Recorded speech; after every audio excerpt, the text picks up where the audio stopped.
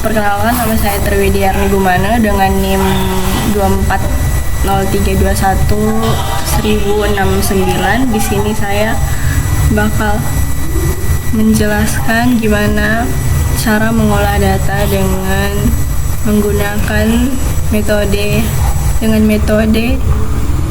parametrik. Nah, yang pertama itu kita harus mengumpulkan data sebanyak 35 data. Nah, di sini dari kelompok kami itu menggunakan data pretest dan posttest dari mahasiswa. Nah, yang pertama itu sebelum kita olah ke SPSS, yang pertama kita kumpulin datanya. Setelah dikumpulin, yang pretest kita salin,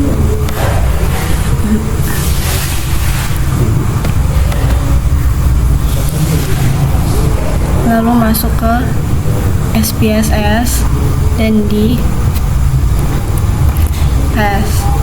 Kemudian yang posttest juga disalin.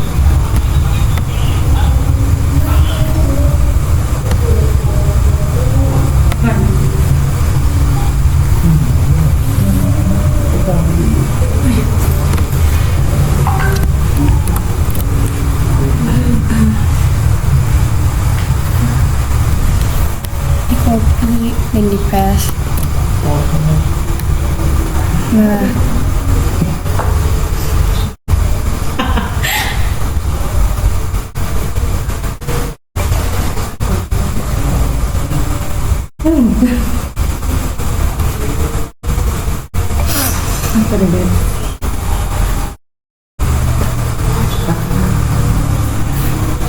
setelah itu kita ke variable view. Untuk ini kita ubah namanya jadi pretest dan ini posttest.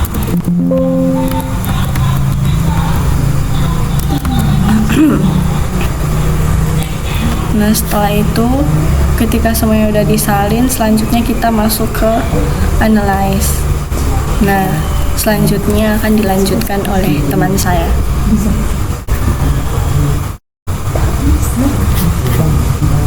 Guys, akan dilanjut dengan saya Pediatur Miftahur Rahmah dengan NIM 090. Jadi untuk selanjutnya itu kita tinggal klik analyze, terus kita ke bagian comparisons, terus kita ke paired sample t-test.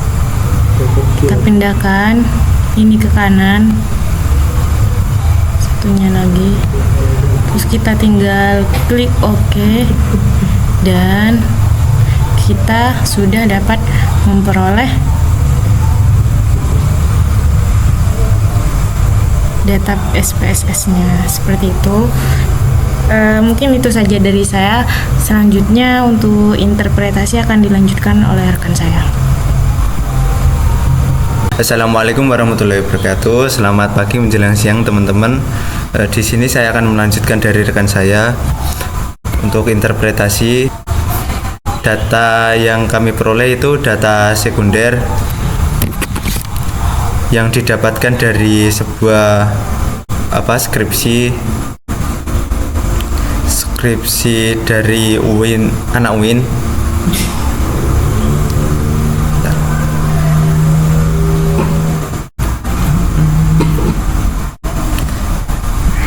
Skripsi dari anak UIN Raden Mas Said Surakarta dari Kak Rismi Fitriani, Fakultas Ilmu Tarbiyah.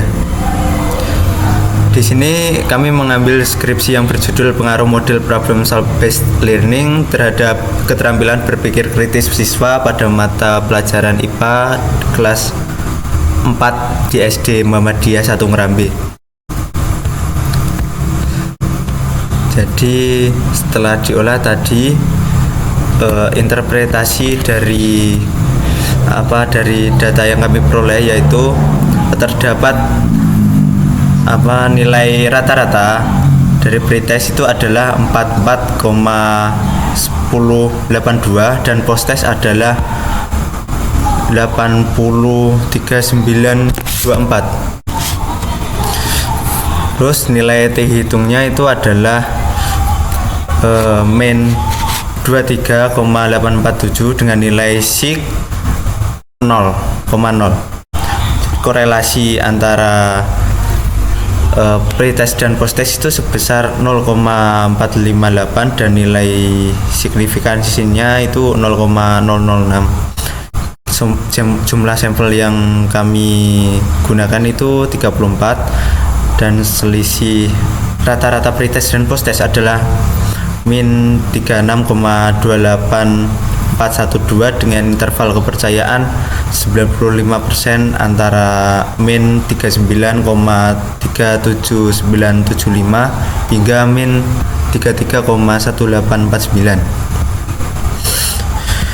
Jadi hipotesis yang kami ajukan ini adalah yang pertama itu H0 atau tidak terdapat pengaruh yang signifikan dari model problem based learning terhadap keterampilan berpikir kritis siswa pada mata pelajaran IPA di kelas 4 di SD Muhammadiyah 1 Ngerambe.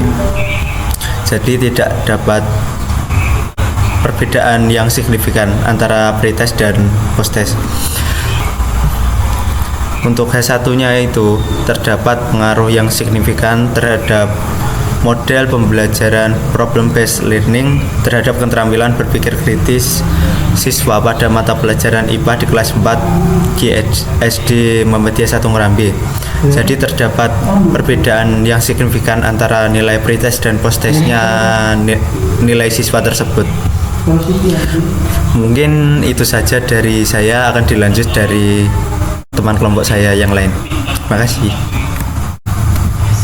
Karena T hitung sama dengan 23,847 lebih besar dari tabel sama dengan 2,0345, maka H0 ditolak dan H1 diterima. Karena nilai signifikansi P sama dengan 0,000 lebih kecil dari 0,05, maka H0 ditolak dan H1 diterima. Jadi kesimpulannya, berdasarkan uji paired sample test dapat disimpulkan bahwa terdapat pengaruh yang signifikan model problem based learning terhadap keterampilan berpikir kritis siswa pada mata pelajaran IPA kelas 4 di SD Muhammadiyah 1 Ngerambe. Hal ini dibuktikan dengan adanya perbedaan yang signifikan antara nilai protes dan pretest, di mana hasil protes menunjukkan peningkatan yang jelas. Dengan demikian, penerapan model problem based learning terbukti efektif dalam meningkatkan keterampilan berpikir kritis siswa.